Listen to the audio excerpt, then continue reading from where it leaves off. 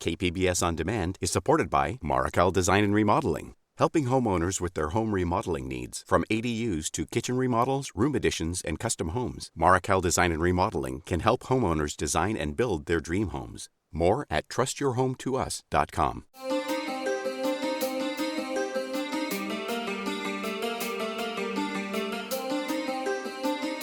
Welcome back to the KPBS Cinema Junkie podcast. I'm Beth Accomando.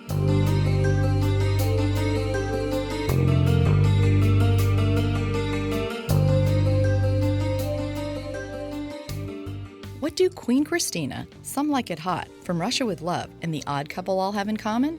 Well, they all so offended the Catholic Church that they received a C rating for Condemned. Tonight, Turner Classic Movies begins a new spotlight series focusing on the Catholic Legion of Decency and the influence it had on the film industry for more than 4 decades. Joining me today will be 3 people to talk about the Catholic Legion of Decency, the films that were condemned, and also a little bit about the Turner Classic Film Festival that's coming up. First off, I'll be speaking with Charles Tabish, Senior Vice President in charge of programming for TCM.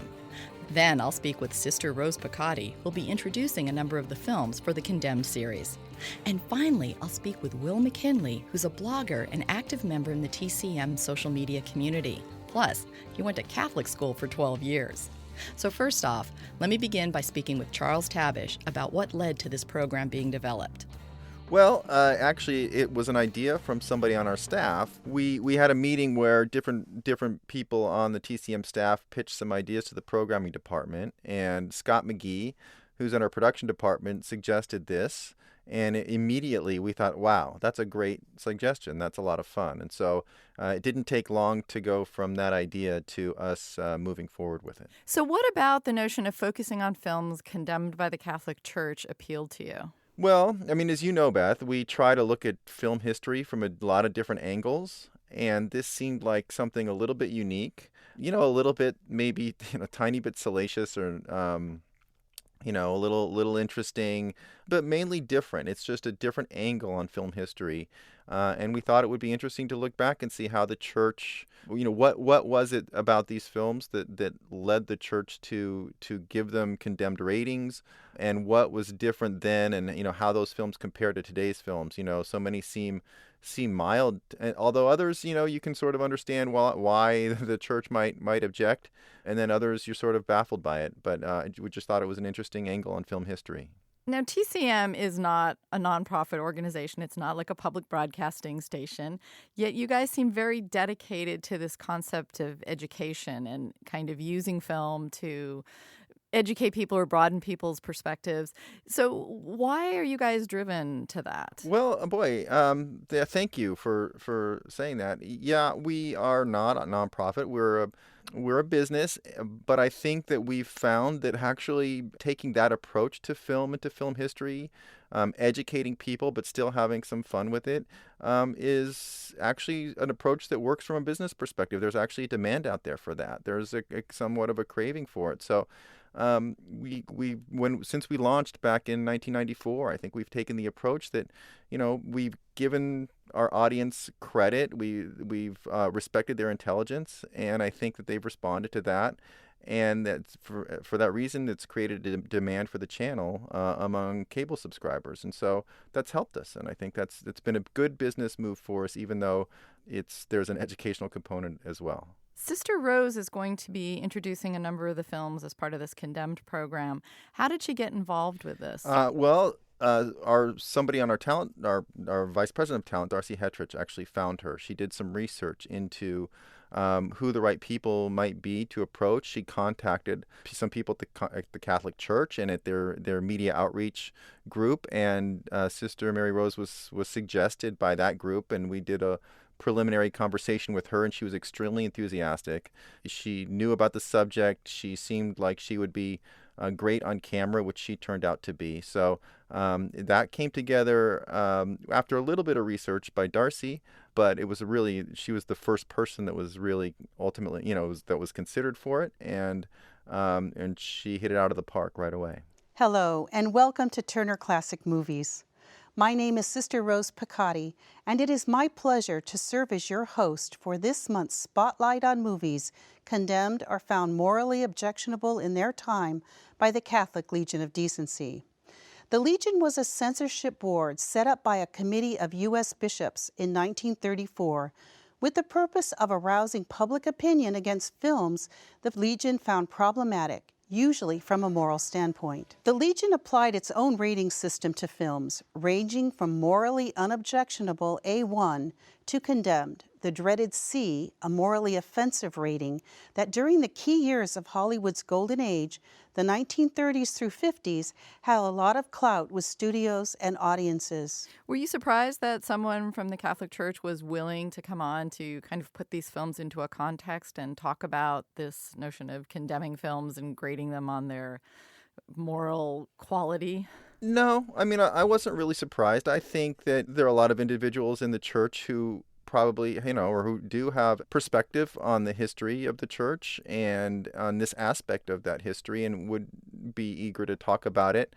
I don't think we knew exactly what we were going to find when we approached them, but we certainly weren't surprised that there was somebody there who would have an interest in it and be eager and willing to talk about it. Like I said, I mean, I do think we got very maybe lucky with Sister Rose because she was so great both in terms of her enthusiasm and her eloquence and her ability to be on camera and speak to these intelligently.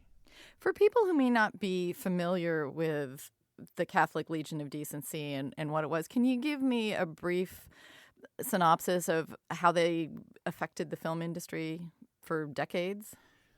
Sure, and I should say that so much of the work behind the scenes was done by Scott McGee and Millie DeChirico from the programming department, and so they did a lot of that preliminary research. But of course, I did some just off the bat myself, and they were an organization that was founded because they thought that so many of the films that were coming out were indecent and that audiences needed to be warned not to see them. And so this was back in the early 30s, right around the time that the Hays Code started to come into play. And so the church came out with their own recommendations.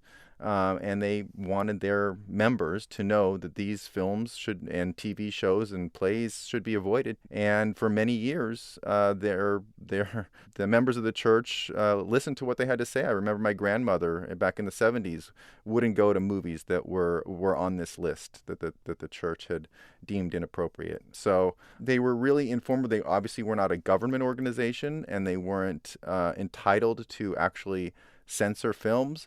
But they did let their members know what was and wasn't appropriate for them from their standpoint. And this was a very powerful group, though, correct? Very powerful for quite a while.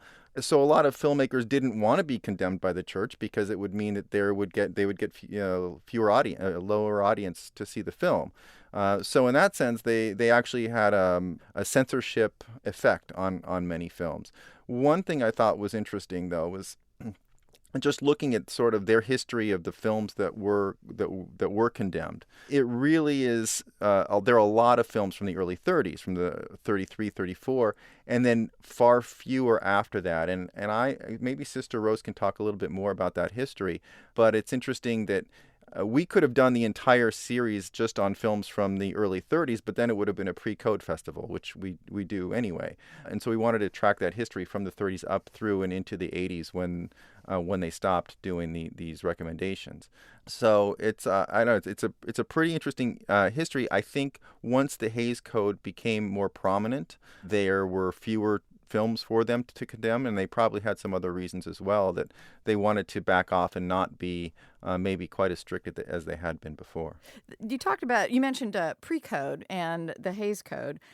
Some of the films from the 30s prior to the Hays Code, you mentioned that some things seem kind of tame, but some of the films that came from the pre-code period are actually come across pretty remarkable in terms of their attitudes sometimes. One of the films that you are screening is Design for Living, which even by today's standards kind of has a light tone regarding women's sexuality. So talk a little bit about those pre-code films and how they kind of may challenge expectations of what a modern audience thinks about these early films. Well, yeah, I think Design for Living is a great example too, because it is pretty shocking when you watch it. Because I think a lot of audiences today would watch it and think, wow, they were dealing with subjects like this back in the in the early 30s. But of course, in fact, they were. A thing happened to me that usually happens to men. You see, a man can meet 2, 3, or even 4 women and fall in love with all of them. And then by a process of interesting elimination, he's able to decide which one he prefers.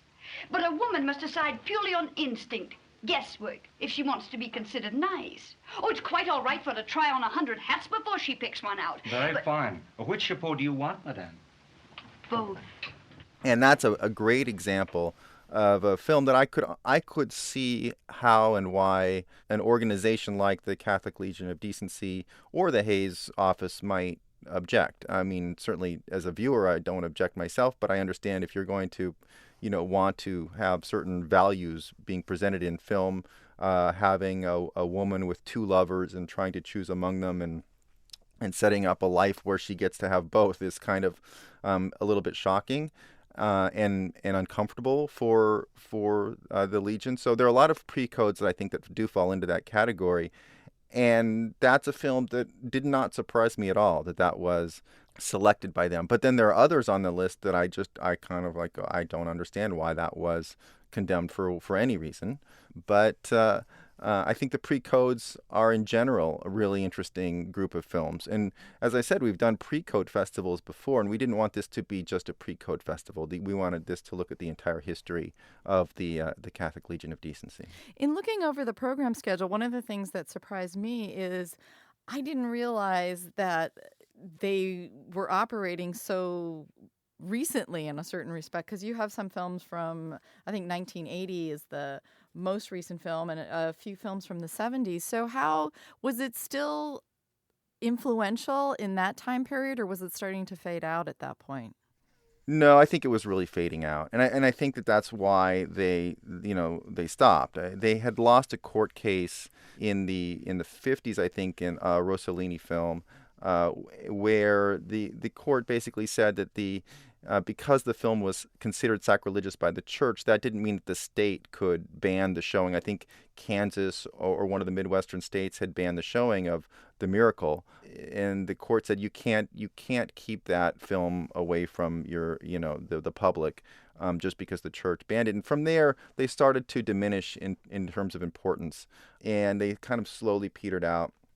But you're right. Like when you get to 1980, all of a sudden there's a bigger group of films. Like almost they went out in a blaze of glory. They were doing a couple of films a year, and then all of a sudden they did something like 8 to 10 films in the early 80s, and then that was it. They just stopped.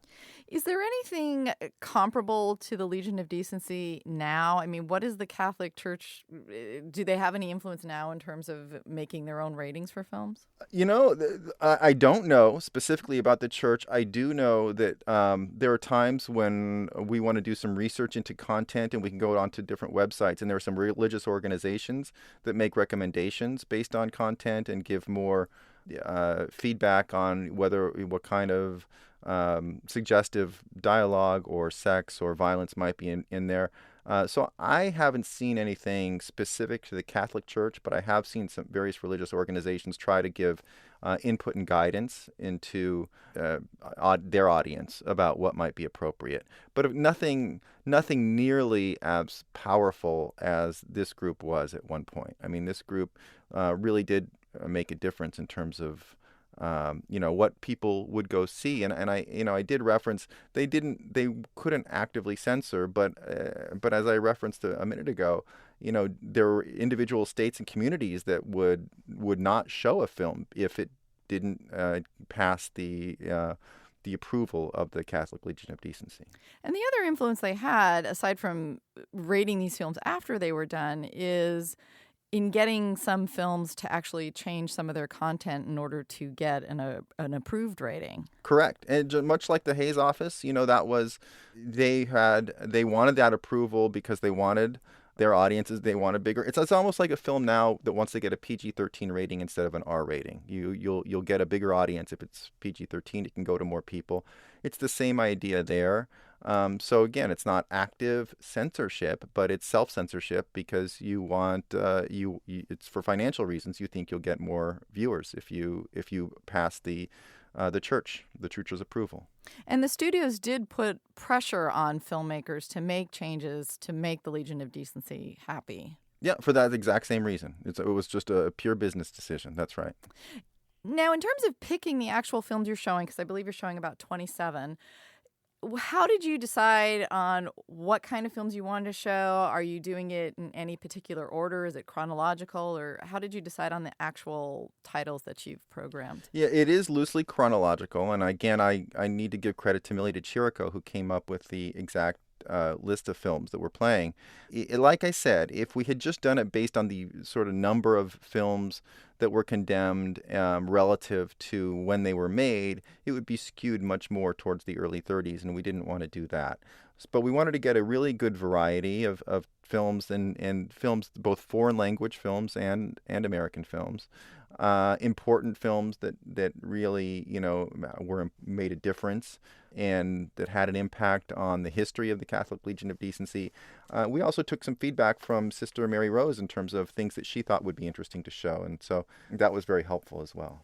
Do you have any particular favorites in the festival in terms of the reason why some of these films were condemned? Well, I guess on one extreme, like you can understand why a film like Viridiana, which deals with the church in a very controversial way, I think is really interesting and fascinating, and I'm eager to see the introduction that Sister Mary Rose gives for that, because I think that's where you really get to where the church is, or Black Narcissus, where they're dealing with nuns, and the church itself is part of the story. This is the story of a high endeavor that tried and tested a woman in the remote background of Asia. The story of a prince and a beggar maid, and of a nun who gave up her vows. Why should we want to keep you here against your will? Because you're all jealous of me. And I think that's really interesting. And then I just think it's kind of, interesting to hear why perhaps a movie that's much less, I think, would be considered less controversial, but why it was chosen. And there are a lot of films that are in that category. One that we're not showing that I still can't understand why it was chosen was The Odd Couple. What's wrong, Oscar? Something wrong with this system, that's what's wrong. I don't think that two single men living alone in a big 8-room apartment should have a cleaner house than my mother. Which I like looking and saying, why was that film, selected for the to be condemned, and I have no idea. Beyond that, I think movies like that I think are somewhat controversial that made a broader impact in our culture, like The Moon is Blue, which not only was condemned by the Catholic Legion of Decency, but was the first film to bypass the Hays Code. And I think that's a really interesting example of a film that started to change everything about filmmaking, and it was sort of the beginning of ultimately the rating system and the collapse of the Hays Code and the Catholic Legion of Decency. Now, if memory serves me right, The Moon is Blue, the big controversy that came up about that was the expression professional virgin? Yeah, so apparently there was some dialogue in the play. So when the film was in production, it was considered to be controversial anyway. And then Preminger submitted a script which both the Legion and the Hays office said was inappropriate. And you're right. I think virgin was one of the words. Pregnant might have been one of the words. Things that today we wouldn't even think twice about, but at the time were shocking.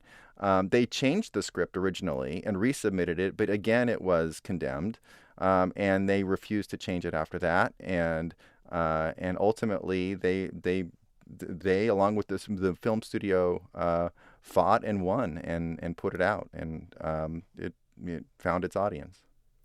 In looking over the films that are going to be playing, do you think we learn anything about ourselves and about kind of our society by seeing the kind of things that raise the hackles of the Legion of Decency over the years? Oh, sure. I mean, of course, our attitudes towards sex, of course. I mean, you learn about where we are today and compared to where we used to be. You also learn about, the ways that filmmakers tried to get subjects like sex into their films, and how they tried to either bypass the code or somehow put the film out in spite of the being condemned by the Legion, and so then you sort of look at ourselves today and kind of think, well, okay, so these are our attitudes today about sex, and we seem like we are very open, perhaps, and more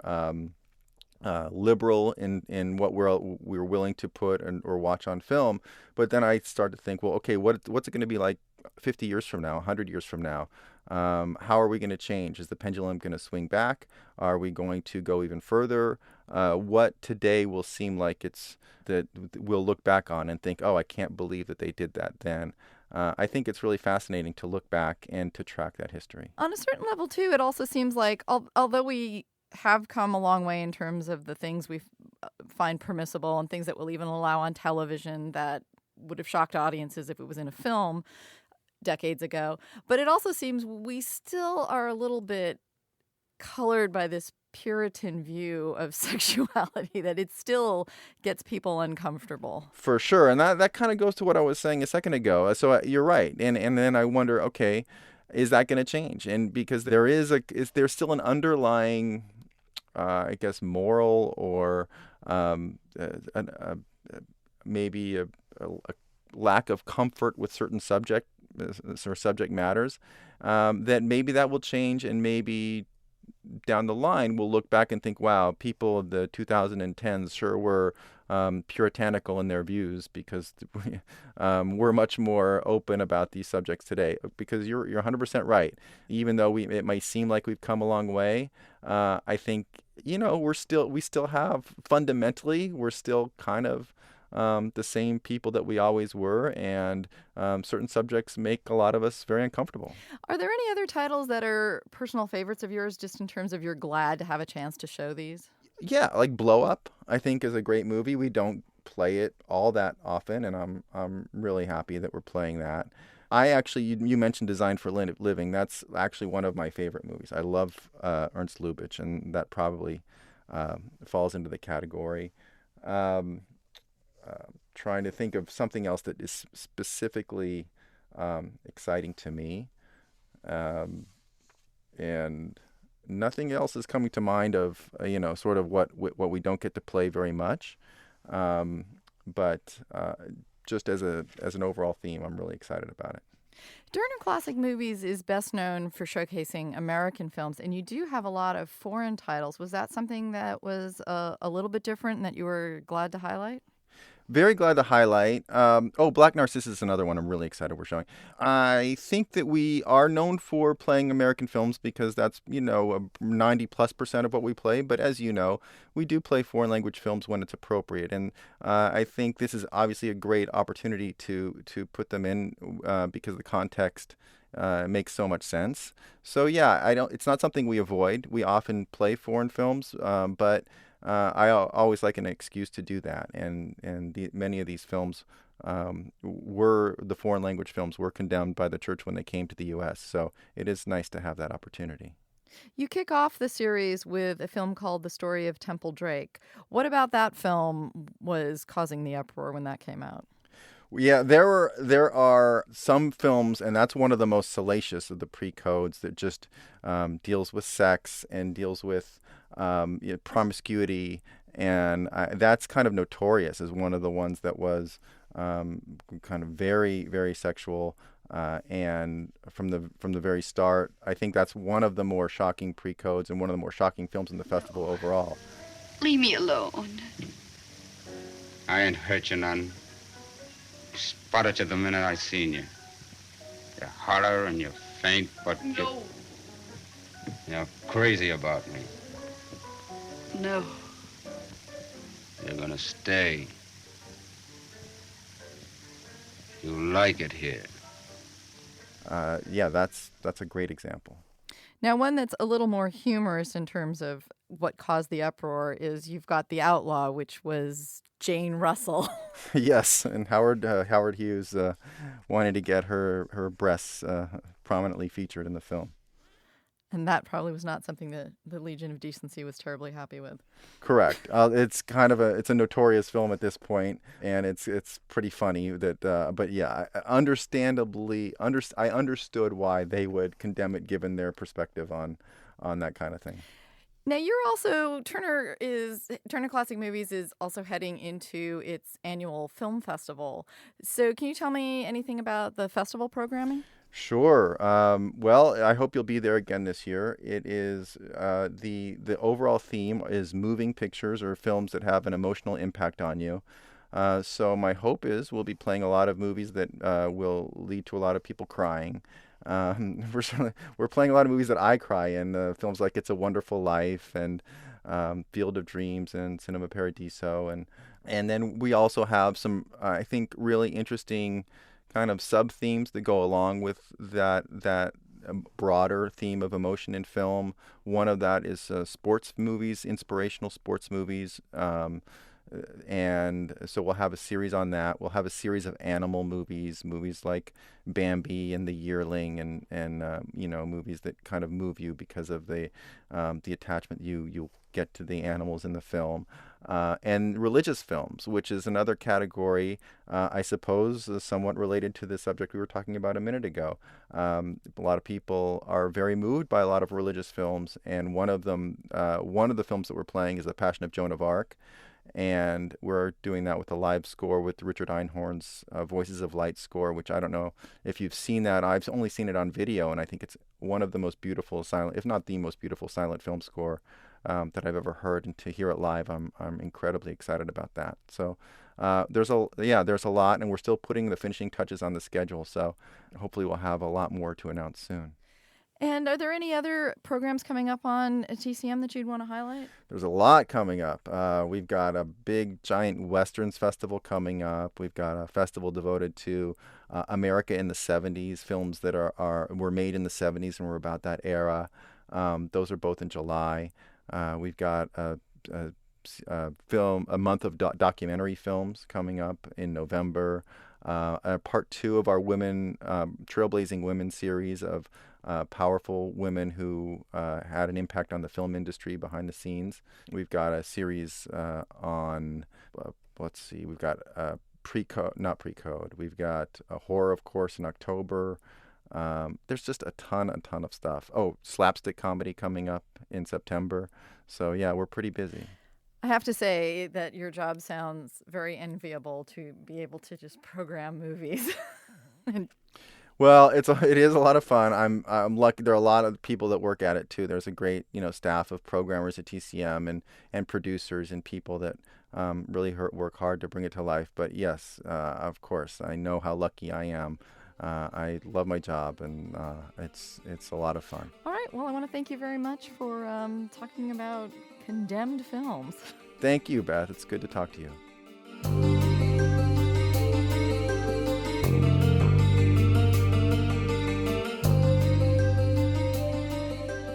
That was Charles Tabish, Senior Vice President for Programming. Now I'll speak with Sister Rose Picotti about more films condemned by the Catholic Legion of Decency. You could say Sister Rose Picotti, founding director of the Pauline Center in Culver City. Or you can also say film reviewer for the National Catholic Reporter and St. Anthony Messenger. So first of all, I just wanted to find out, how did you end up getting into film reviewing and also being a sister? Well, first of all, my religious community, the Daughters of St. Paul, we were founded to promote God's Word using the media to all people everywhere. And we've been doing that for 100 years, doing various media. Now we use almost everything. Let's see, about 25 years ago, I got interested in not just making media, but also considering the world around media, the culture that was created. So I went to England and I got a master's degree in media studies at the University of London Institute of Education. And coming back, I started developing programs in critical thinking about media and integrating that into Catholic faith formation, or faith formation in general. creating a bridge, actually, between the culture and life by talking about media and asking questions, because critical, of course, doesn't mean negative. It means inquiry. So I lived in Boston at the time, and it snows there for 9 months of the year. People couldn't get to our place in the suburbs of Boston, so I asked to move to LA. Well, once here, I became friends through Catholic organizations with promotion companies, publicists who were promoting to the faith community, major motion pictures, not Christian films, but just major motion pictures.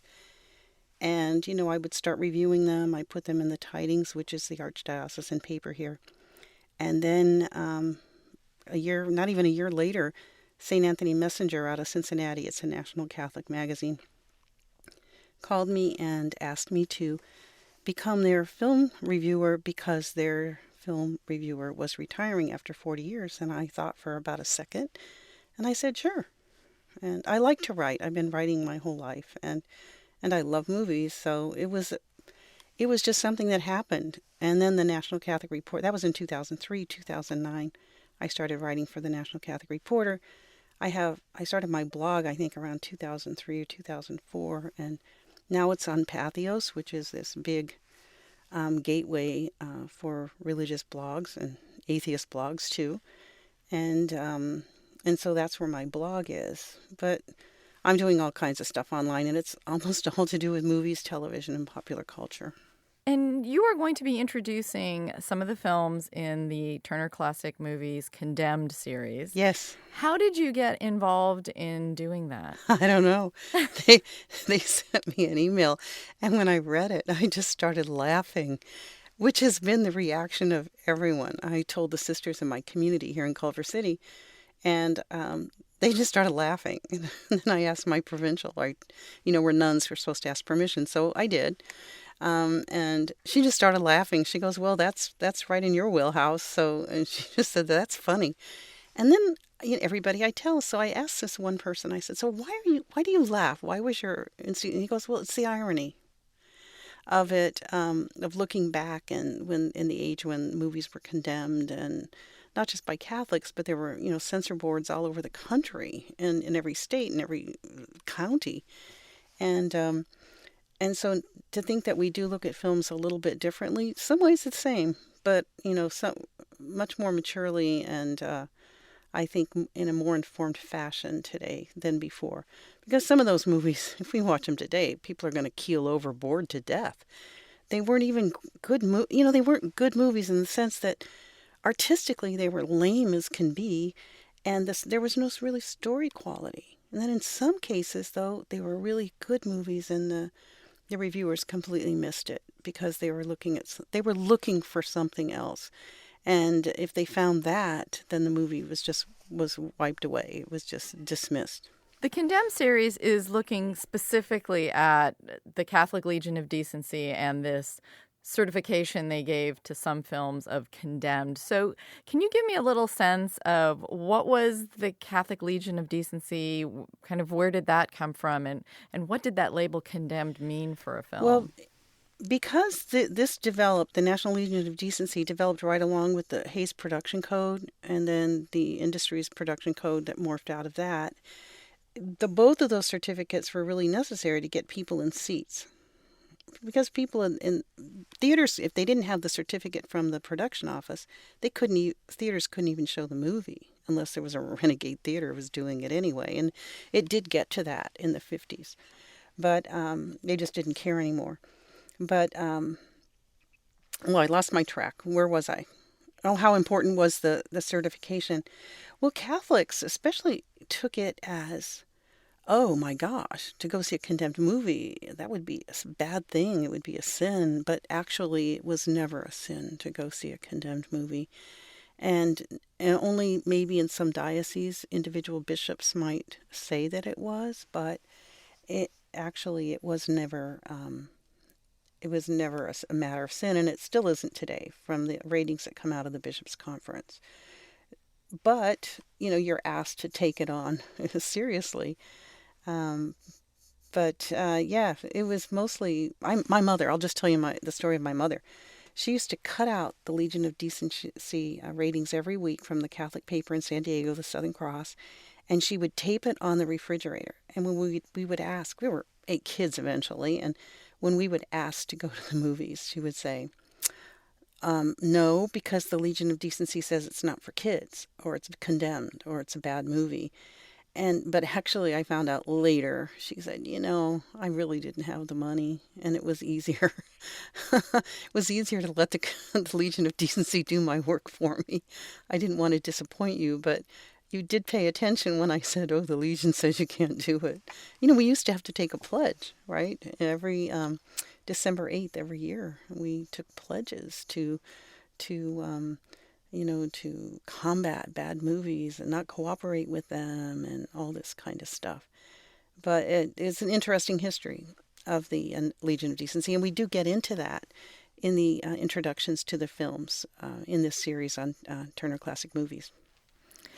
So what was the Legion of Decency? Was it a large group of people, a small group of people?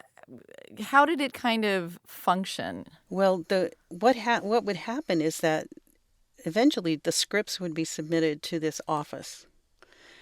And this office would say, whether or not they would go by the scripts and ask for changes based on the script. And then eventually it just got to see the movie after was just something that was perfunctory, it was already passed or not. Was it large? In my, I would say it was really powerful for a time, during the Hollywood's golden age. But it started losing it started changing how it approached movies around the time of La Dolce Vita. And, they were starting to step back because they knew that people weren't paying any attention to them and that people were speaking up and saying, but wait, that movie is not what you're saying it is. I got this out of it. But was it large? I would say it was really not that big of an office, but very influential for those 20 or 30 years. Because I was just curious how many people might have been involved in making those decisions. Was it 2 or 3 people deciding that this is an awful film, or was it a large group of people? And I imagine it was mostly men making the decision. Yes. And that, from what I've read, it's mostly men. However, there was one woman, I guess around in the 1940s, who just inserted herself into, becoming part of it. And when the Black Narcissus came out, I think it's 1946, she went to town on that movie. And there was an international meeting of Catholic critics in Havana, Cuba in 47 or 48. And this international organization was a Vatican-approved organization. And they were getting together to see if there was a different way they could approach cinema that wasn't so negative and wasn't just looking for the bad or looking for content problems rather than what the story was about. But the U.S. didn't have any members. They didn't want to belong. So they invited this lady and this man from the Legion of Decency to go to Havana and be part of their meeting. And this one critic from Europe, I think from Belgium, said to this woman, so what was in Black Narcissus that so upset you, that it eventually got a B rating because the studio made the changes. But she said, well, there's a sequence where Deborah Kerr thinks back to when she's a nun, an Anglican nun in the movie. And she thinks back to the time when she and her boyfriend, her intended, were riding horses across the fields and, that she was in love and all this stuff. And so this man says to her, what would you have preferred that they show?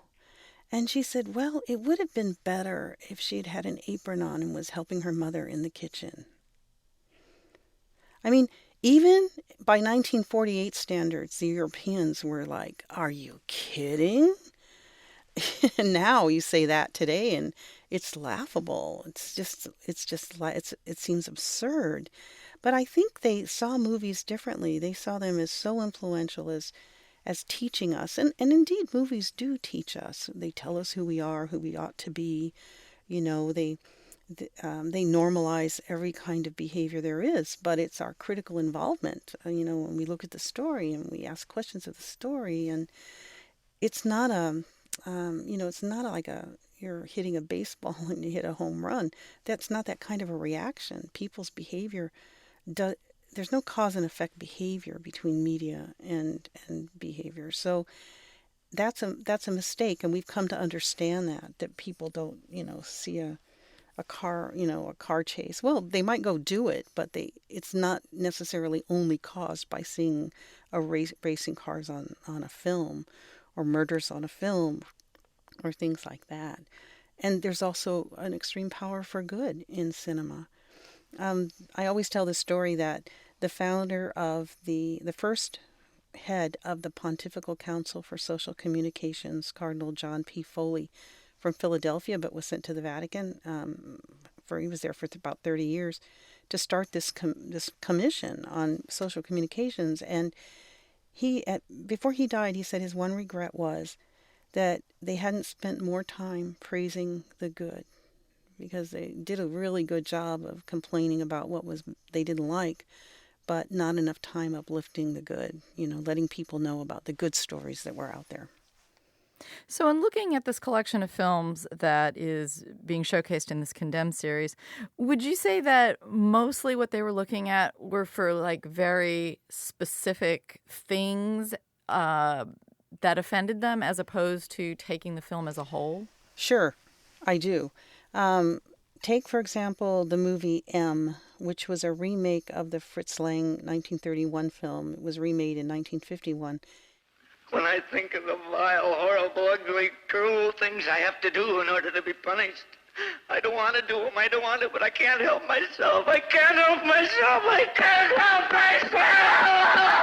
myself. In that film, it's about a child predator who kills children, and when the police can't catch him, they ask the mob to do it, and the mob's happy to take on this task because they want the police out of their hair. So they do catch this man, and he's obviously mentally ill. And the mob's lawyer, who's an alcoholic and everything, he stops them from lynching this guy, from just, from killing him. And he delivers this amazing talk about looking at our own streak of larceny that we all have. And we're a nation of laws, and you can't take out somebody and just lynch them.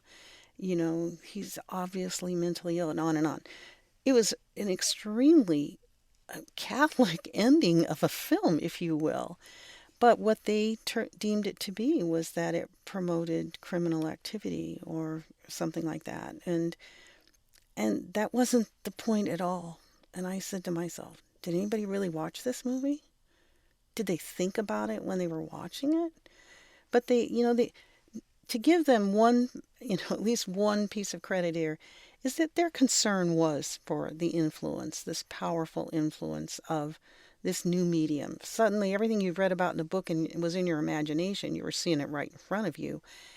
And the way some of us are shocked at what comes out of new media, imagine that what people were like then when they were totally unexposed to cinema like this.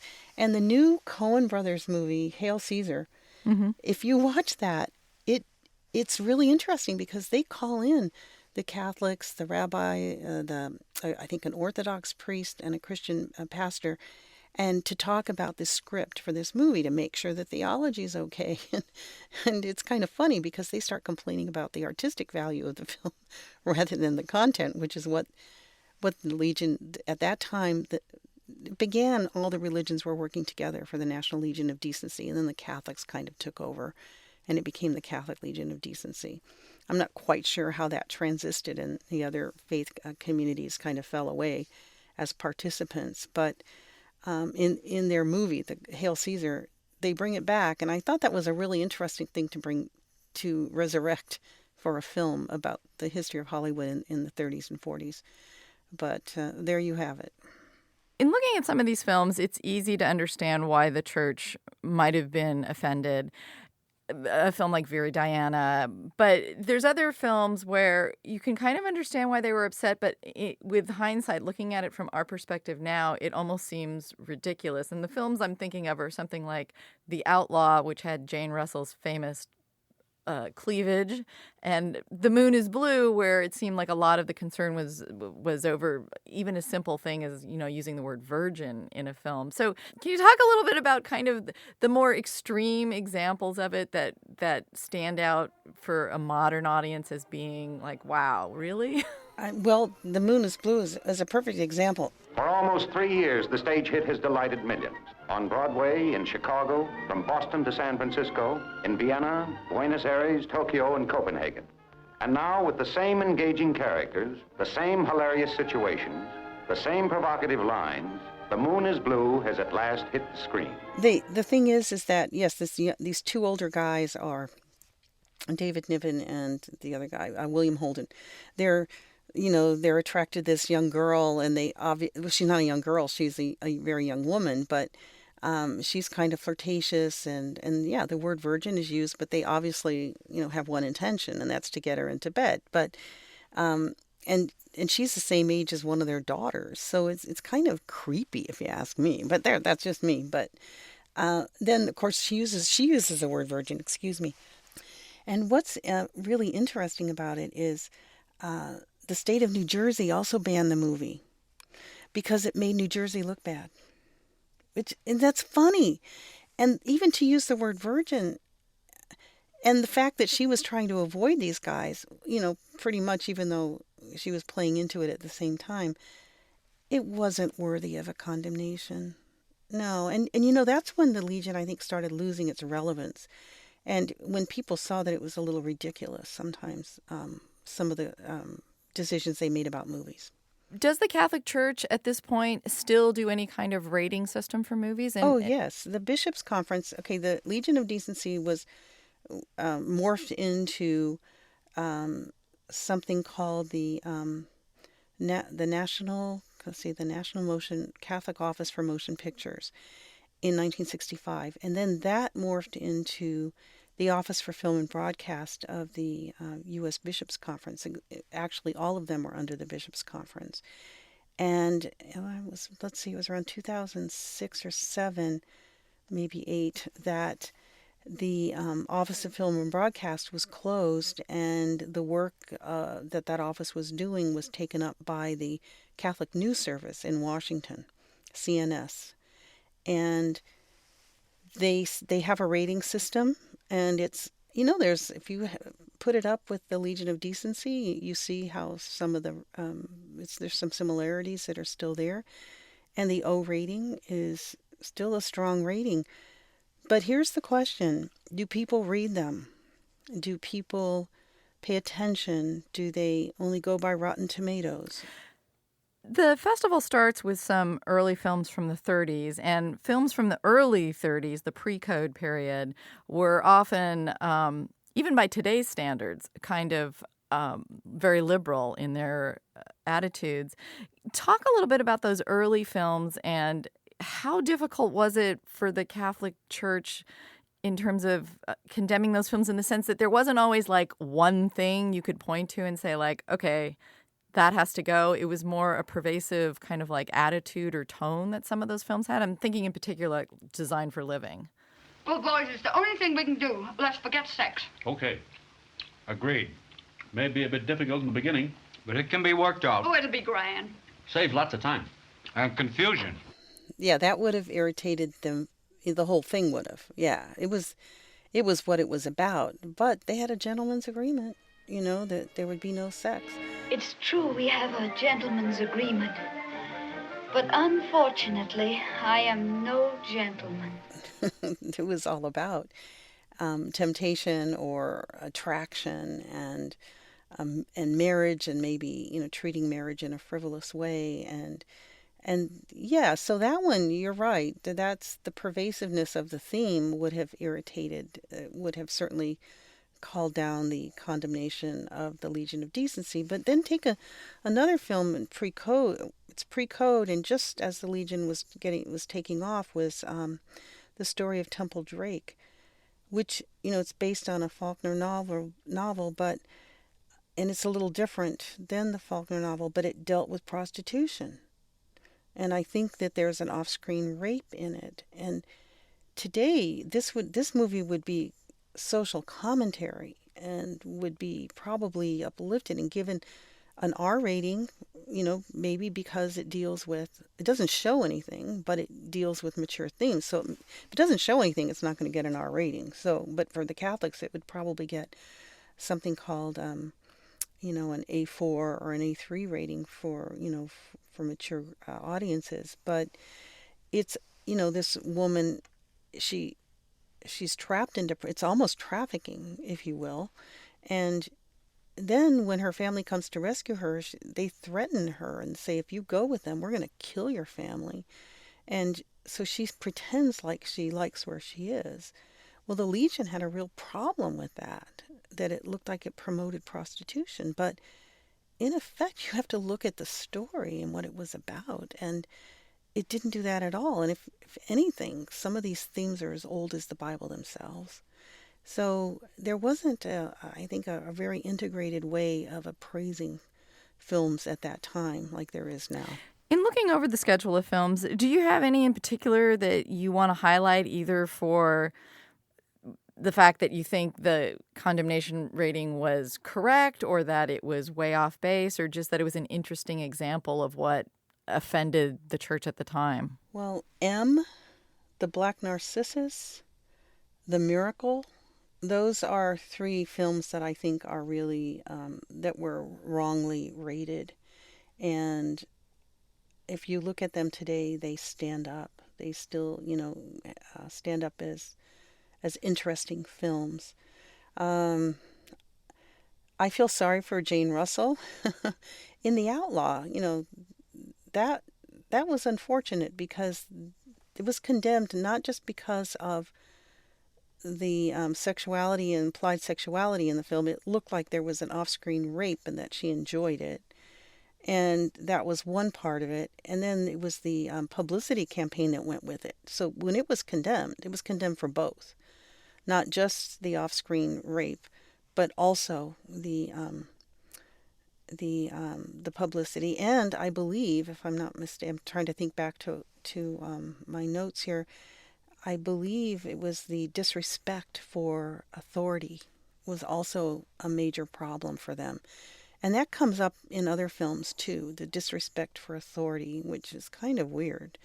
The other one is a Buñuel film. Buñuel film is Viridiana. It's a difficult film. It's in Spanish, and that's not why it's difficult. It's difficult because it takes religion and it takes sin and puts them together, and then it kind of questions whether religion is still relevant, and it's questioned by the poor. That's an interesting film. So that's my fourth film that I would say is worth your attention for this festival. But if you take another Jane Russell movie, The French Line, come on, it wasn't even worth the ink. I'm looking for trouble. I'm gonna throw the book away. Be unpredictable from day to day in every way I can. Yes, the old town will never be the same when Jane takes a fling at romance in gay Paris. I just didn't think it was worth it, but the Miracle remains one of my favorite films ever. It's a short one, but here's another interesting note about that. When it was released, was imported to be released in New York, and they went crazy. Now, the Vatican censor at the Venice Film Festival passed it. It was no problem. He could have stopped it then. And so it comes to the U.S., and it was the New York Film Censorship Board and that fought with to get a certificate from the production office and the National Legion of Decency, because Cardinal Spellman, people complained to him, and he just reacted. He probably never even saw it. But the thing is, it's about this mentally ill woman who, she's on the hillsides of Italy tending sheep, and this beautiful man comes along, and she thinks he's St. Joseph, and he responds. They have lunch on the picnic, and he gives her a wine and has his way with her, and then she thinks she's having God's baby because she thinks that was St. Joseph. But, it's a woman who deserves our compassion, not our condemnation. And that is a really that New York, neither the censors of the state or the city could, or the Catholic office, the National Legion of Decency could see that. It went all the way to the Supreme Court because they wanted to release that film in theaters.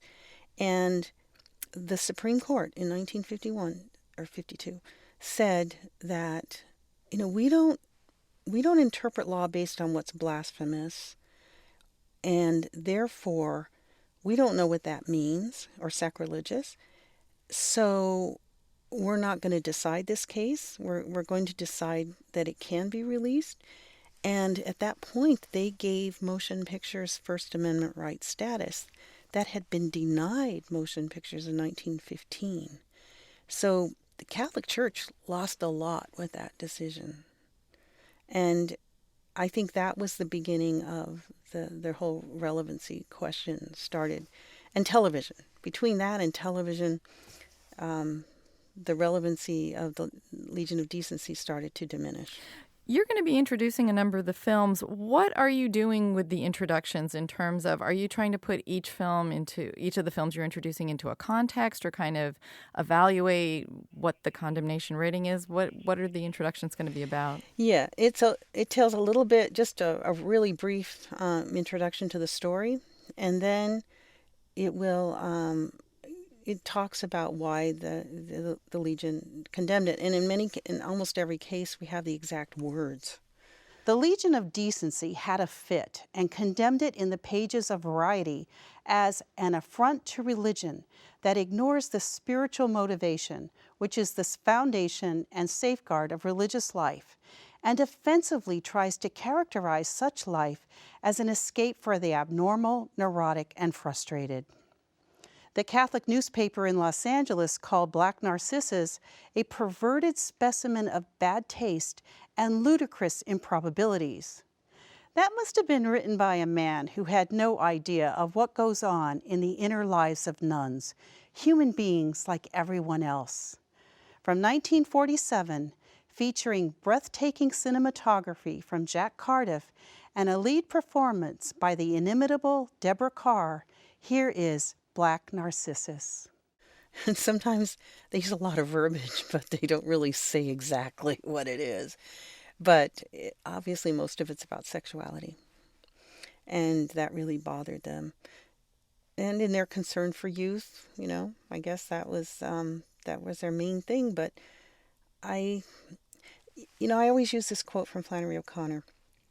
When people used to ask her, why are modern novels, so obscene or something like that? And she said, they're not, but that's all that people know how to see.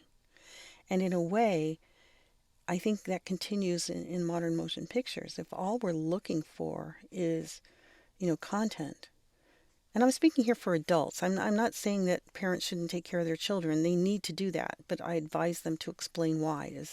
As children get older and they say why, tell them why. Because that way you share your values, right? But I think that really we have to move away from content analysis to looking at the broader context of the story and what the movie means. So for people who are looking to check out some of this program, what kind of closing words do you have to say in terms of how would you like them to kind of come to this program of films? Well, my approach was there's history. There's the history even between the church and Hollywood. It's a culture war, if you will, but it still continues to a certain extent today.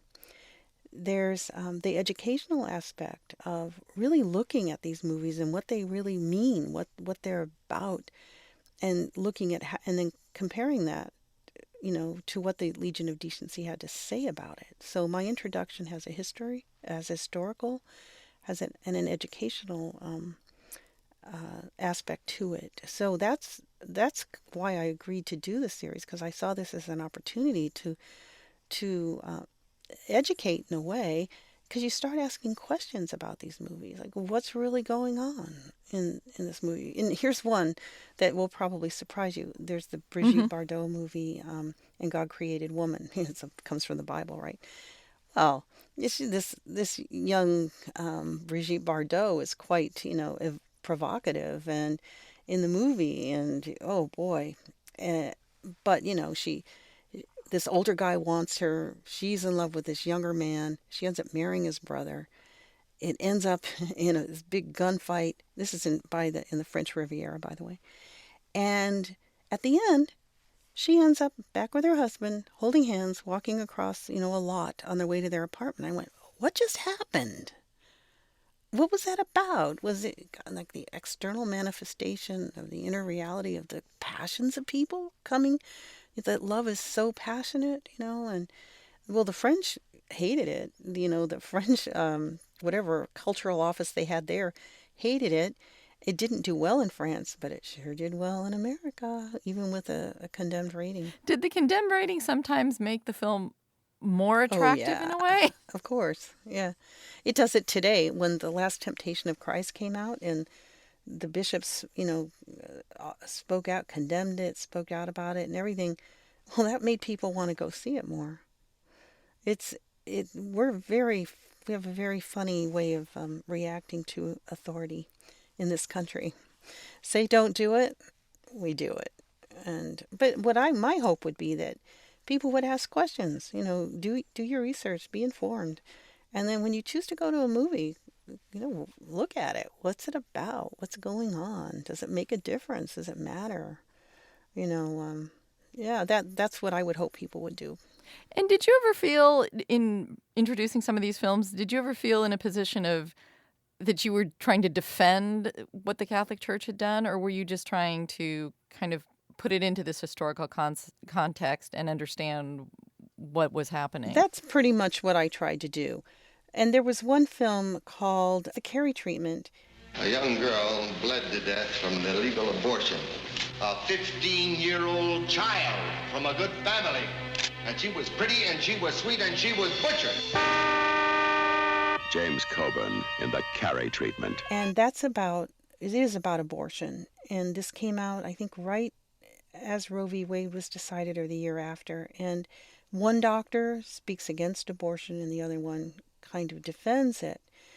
And this is what as Catholics we believe, that abortion is wrong. So I think the Catholic Church was in the right by speaking out, and they condemned the film because it kind of leaves it up to you. And the church didn't really want that to be out there without the church saying, well, this is what, if you're Catholic, and if you're, they felt a person of goodwill, this is what you will see in this movie, that abortion isn't right. So that was the one film that was their job, and they did it. But for almost all the other films, I'm like rolling my eyeballs back in my head and wondering, really? They didn't have something else to do? But they were, to say something good about them, they really were concerned. And they tried to do their best to guide people. And so I give them kudos for that. But now we have better pedagogy, we have better methodology for teaching, and I hope that we can help people, become their own best critics. That would be my hope. All right. Well, I want to thank you very much for your time. I enjoyed speaking with you. Thank you very much. God bless you.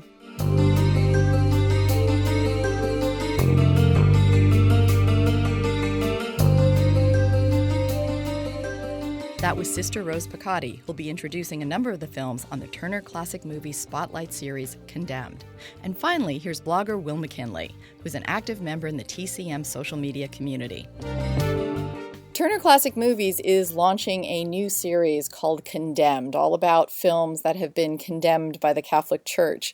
What was your reaction to that collection of films when you heard about it? Well, I'm uniquely qualified, I think, to talk about this. One, because I'm a lifelong classic film fan, but also because I spent 12 years in Catholic school. I experienced sort of firsthand as a kid growing up in the late 70s, a lot of the sort of a lot of similar censoring activity kind of firsthand. So this is something that has sort of fascinated me for my entire life. And I think TCM is doing something very provocative here. And this is a point that I haven't seen in a lot of the coverage, but scheduling this series during Easter season is brilliant, is genius, because if they were being cautious, they wouldn't do that. And the fact that they are only increases my respect for them, as does also the lineup, which I think is very well thought out. It approaches this topic almost like a university seminar. The schedule is outside of the first night, the schedule is pretty much chronological. So you basically can sort of follow the course of film censorship in this nation, over essentially like a 47-year period. I mean, it's like going to college, but for free, and you can do it like on your couch with popcorn. I'm very excited about it. Well, it's interesting because I work at a public radio station, and we have a mission statement for education, but TCM is not a nonprofit organization, and yet they have this very strong kind of educational drive. If anybody from Time Warner is listening, please don't ever change that, because really, I mean, is there another channel that's even vaguely like TCM in any context, in any way, in any form? I mean, you have other channels that program classic movies, but the fact, the sort of curatorial brilliance that they bring to the schedule is just kind of unheard of in television, and I hope that they don't ever stop. And it's also interesting that they have introducing of each of these films is Sister Rose, who is in the Catholic Church and is also a film critic. Well, and not only that, she is also the author of 9 books and 4 blogs. So if you thought you were busy, Sister Rose is doing 4 blogs. I can't even do 1 blog. And she's hosting a TV show. Where does she get the time? It's just, but you know what? That was a very smart, I'm going to say, hedge. If TCM is being a little provocative in scheduling this during Easter season, all they need to do is say, well, we have a nun who's hosting it. So that sort of, to use a Catholic term, absolves them, right? Yeah. And it also, it sort of protects them from, what I think is the inherent mockery that a lot of viewers are going to bring to their viewing of this series, because you're going to watch most of these movies and you're going to be like, what was their problem? Like, what were they how is this? I mean, it's like, certainly in contemporary standards, pretty much nothing in this series is shocking. It may be shocking when you attach, a historical perspective to it, but and there are some titles in this that you look at and you're like, ice castles.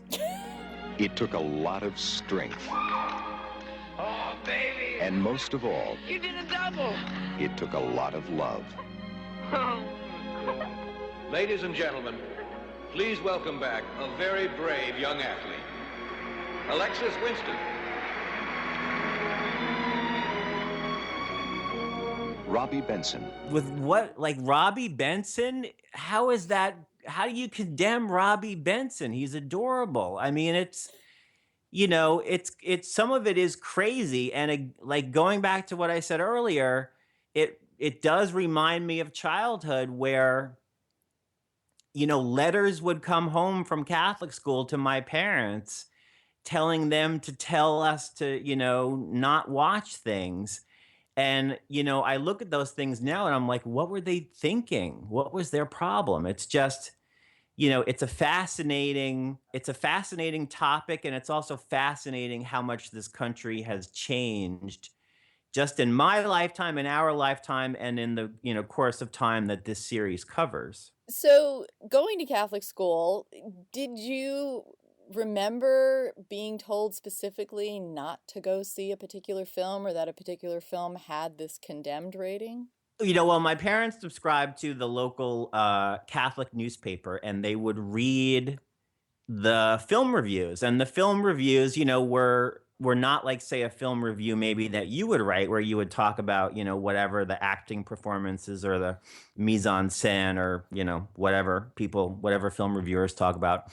They would talk about like the moral implications of what you were seeing in the film. And, my parents were very strict with me and with my sister about, the rating system.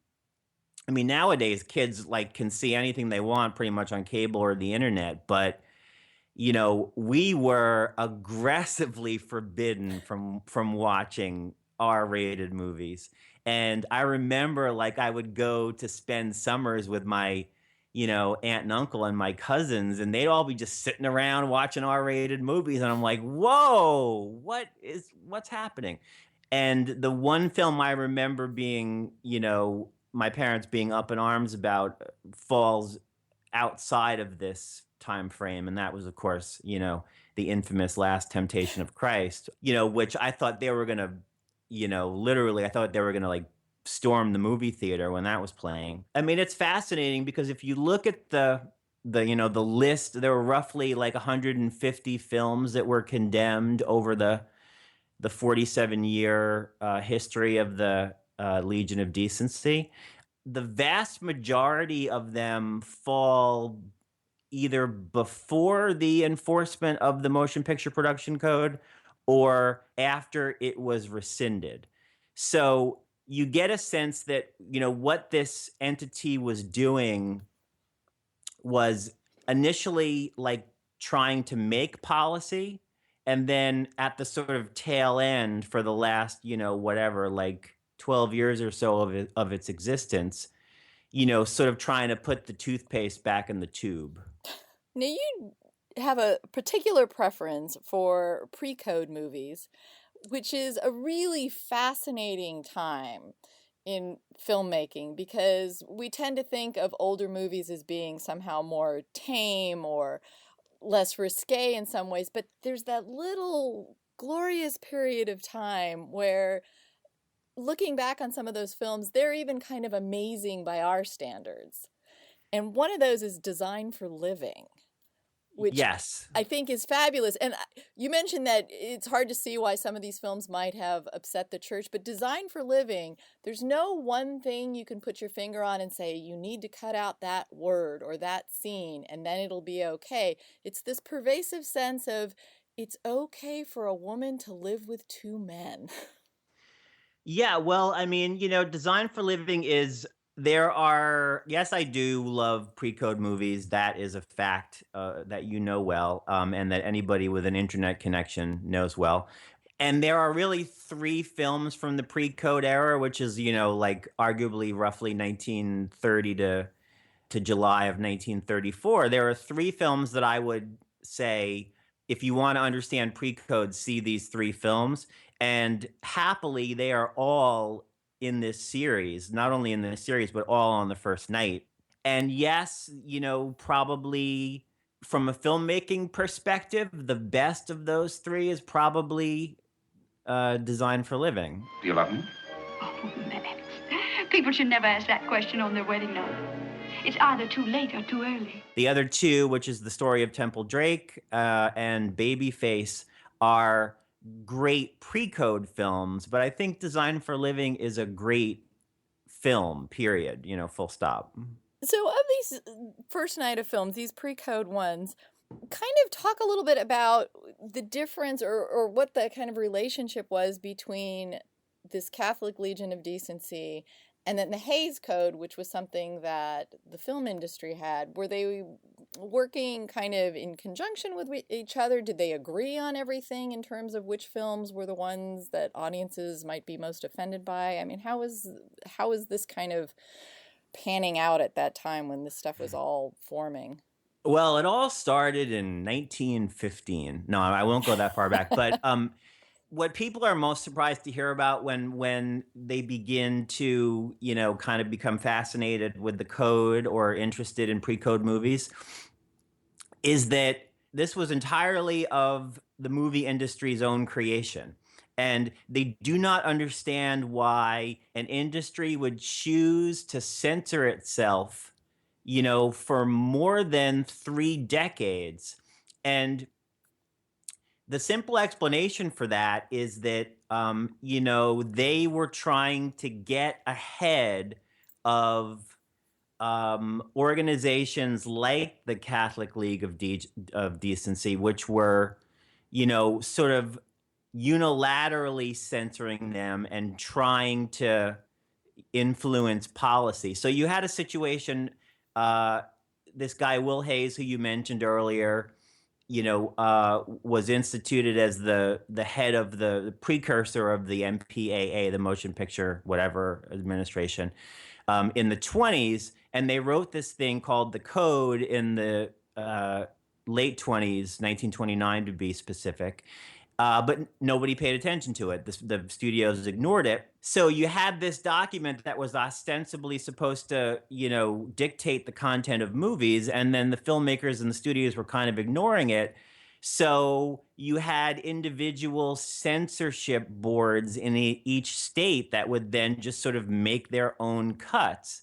And then when the Legion of Decency was instituted in 1933, you had essentially had now kind of 3 censorship agencies that were working simultaneously. The Code, which was kind of being ignored, the local censorship boards in each state, and the Legion, which was condemning films left and right. I mean, if you look at the statistics, there were 22 films condemned in 1933 alone, which is more than like in the entire decade of the 40s. So the studios were like, look, we have to get in front of this because this is a mess. That, all of our prints are getting cut up.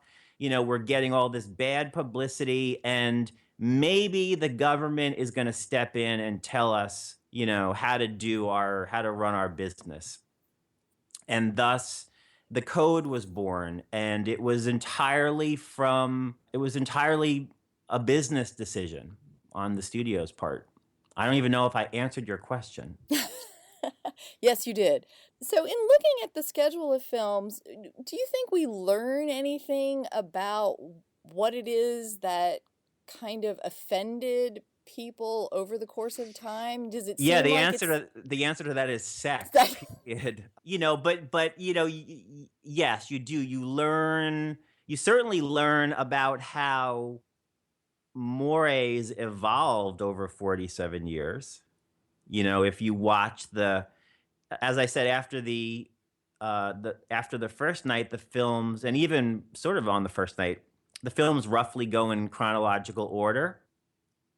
So you can sort of watch like the goalposts slipping further and further back, where like something that would be completely forbidden in 1933 was, kind of, sort of, okay, maybe after the war. But if you pay attention, like seriously, for folks in the audience who are really interested in film history and have always thought, maybe I'll take a class or something, just like watch all these movies and, read along, sort of the background and of course, and listen to, Sister Rose, who actually hosts, like, I think maybe 17 or 18 of the films, not all 27, which is unfortunate because in a lot of cases, like, she's not going to host Ice Castles. So who is going to explain why Ice Castles is condemned? This is a question I will take to my grave along with the rest of the TCM viewing audience. But again, I think I've did I forget your question? No, what was your question again? What you learn going through the course of Oh, these what do you films learn? in terms of what offends people. You learn certainly what offends Catholics. Mm-hmm. It's probably the stuff that still offends Catholics today, and I can say that because I'm a Catholic. It's premarital sex. It's anything to do with casting the clergy in a negative light. Which is why Black Narcissus got, which is the Powell and Pressburger film that's on the first night, got condemned. The contrast of present peace and self-denial with the rich memories of the full years that have passed. They renounced the world of men, but found that the world was not to be denied. I gave up my vows. I finished with them up there. I see. It's abortion, it's divorce, it's anything that, doesn't follow the commandments or the catechism of the Catholic Church. I mean, it's so odd because, during the period of time that the Legion of Decency held sway, certainly the majority of the country was not Catholic, but, to a large degree, their entertainment was being dictated by Catholic precepts. I mean, it's interesting because the guy who wrote the actual like motion picture production code guidelines was a Catholic priest, and the man who administered them for the first 2 decades of the motion picture production code enforcement was also a Catholic. So again, it's like you got Catholicism coming at you from all directions in classic film, which is something I don't know that everybody is aware of. And that's why a series like this is great, because the films are entertaining, and if you want to, you can just sort of watch a handful of them and have fun. But if you want to go deeper, you can really kind of turn this into, an educational course, almost not unlike what they did last summer with the Noir series, Now, in looking at the films that they've got listed, are there any, aside from the bafflement over ice castles, are there any of these films that stand out for you as you remember why they were censored, or how ridiculous or how serious it was? I mean, do any stand out for you? Well, I mean, the entire first night schedule is a standout for me, and I would encourage anybody who has limited time to either DVR the whole first night schedule if you still have a DVR, or make use of the Watch TCM app, which is available on your computer. It's available on your handheld device. It's available. Try and watch the whole first night, because every movie, all right, 5 of the 6 movies on the first night are what I would call to be like essential films for any person who's interested in classic film. The one that isn't is the Howard Hughes movie, The Outlaw, which is, I'm not going to say it's a terrible movie, but it's not a good movie, and it's not even like badly good, or goodly bad. It's just kind of dull and plodding, and every once in a while Jane Russell shows up in like a low-cut top. The Outlaw, as bold as life, as fast as time. The Outlaw is the most exciting entertainment you have ever seen.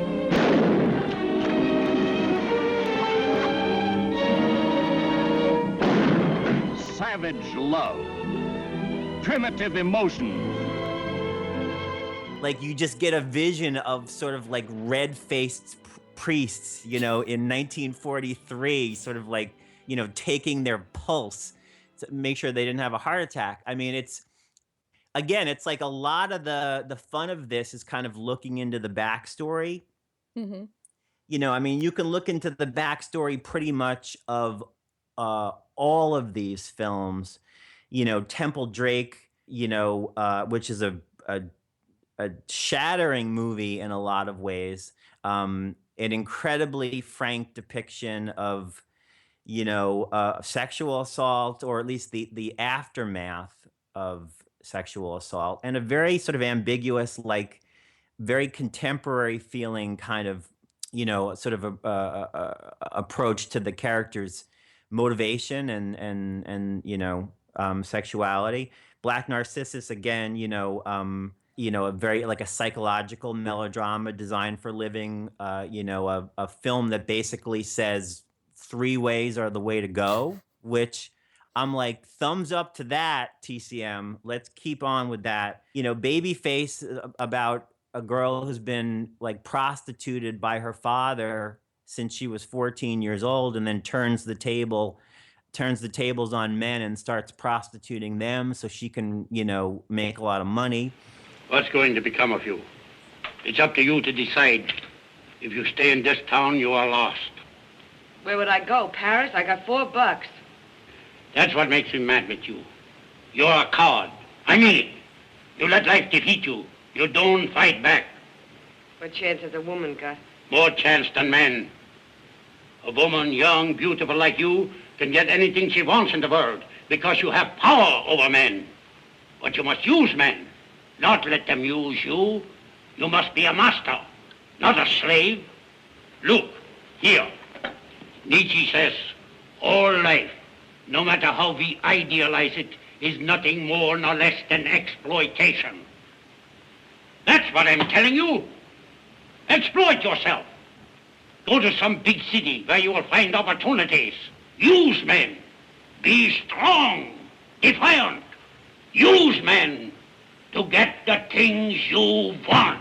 And, Wild Boys of the Road on that first night, which is an interesting choice because it's not a very well-known film, and you have to sort of think about why it's even in this. And there is an off-camera, obviously, rape in the film, sexual assault of a teenager, and but it's, it's more the sort of like grittiness and social awareness of that film, Wild Boys of the Road. It's like, if you want to get a sense of what Warner Brothers as a studio was in, the stories they were interested in telling at that period of time, and the stories that filmmakers like William Wellman were interested in telling at that period of time, socially aware stuff like, homeless kids and the Depression, that's so like, I could give you a historical reason to watch all 27 of the films, but I can give you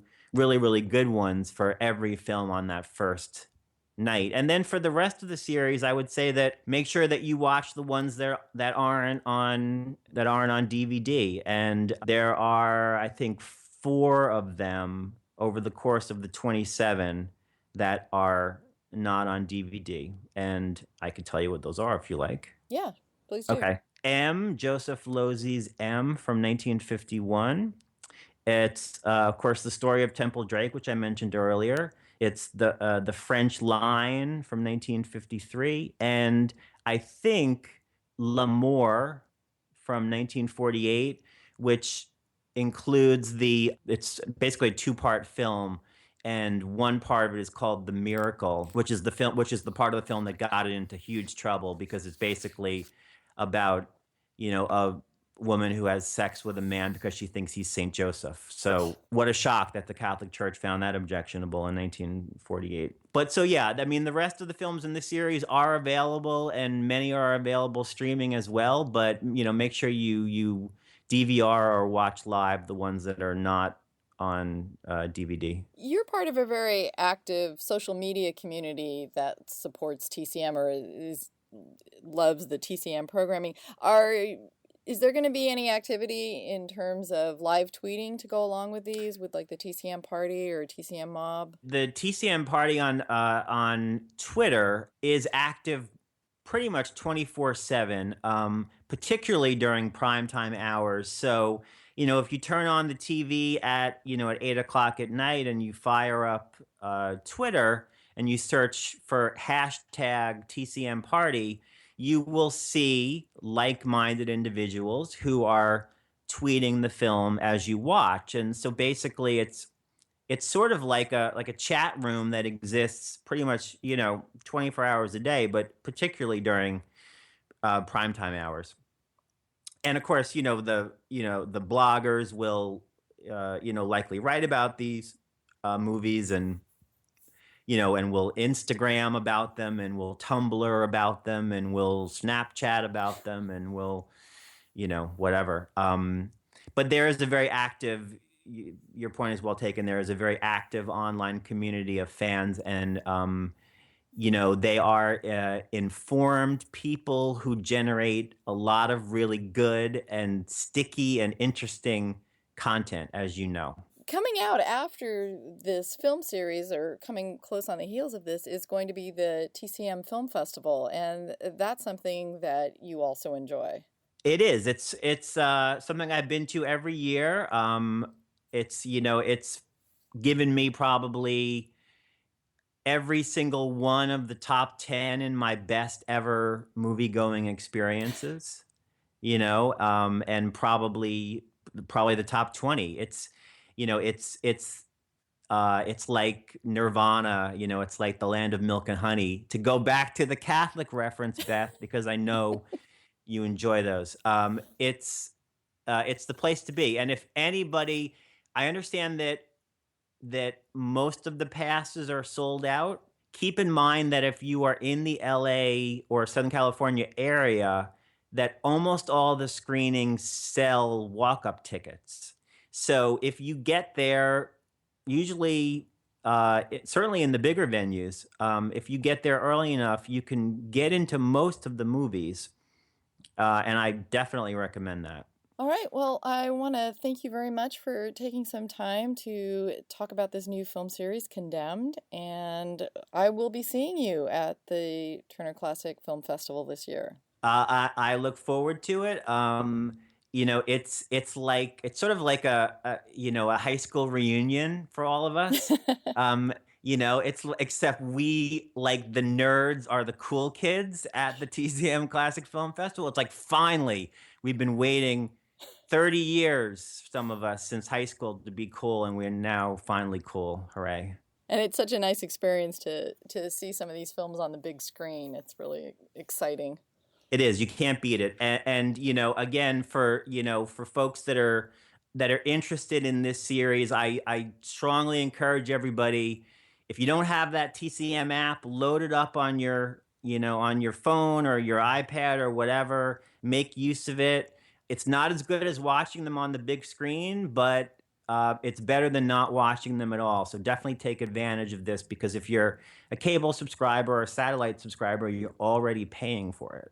Well, the nice thing about this, too, is it really is a curated experience. And if you do follow it all the way through, it's a much richer experience than if you just tune in for one film or watch a couple of them, because it does build through it. And if you also partake in some of the social media aspects of it, then you're even broadening that experience further by hearing what other people have to say as well. Exactly. I mean, it's that's why I know that people are busy, and I know that most normal people do not watch 6 movies in a night, certainly on the same channel. And that's cool. I get that. We can still be friends, but you have like a whole week, because the movies usually post, to the app, like 3 hours after, I think, the West Coast. So they're like, whatever, within 5 or 6 hours of airtime, they're on the app, and then they stay there for a full 7 days. This is a sacrilege, I know, again, Catholic, but I watch them on my phone at the gym. I mean, is it optimal? No. But does it give me a chance to see movies that I'm not going to have time to watch in my living room? Yes. So take advantage of it, Well, thank you very much, and I'll be seeing you soon. My pleasure. Thanks for having me, Beth.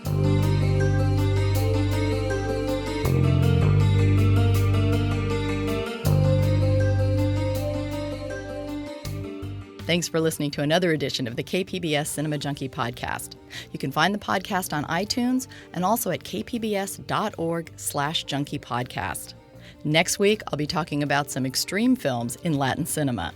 So until our next Film Fix, I'm Beth Accomando, your resident cinema junkie.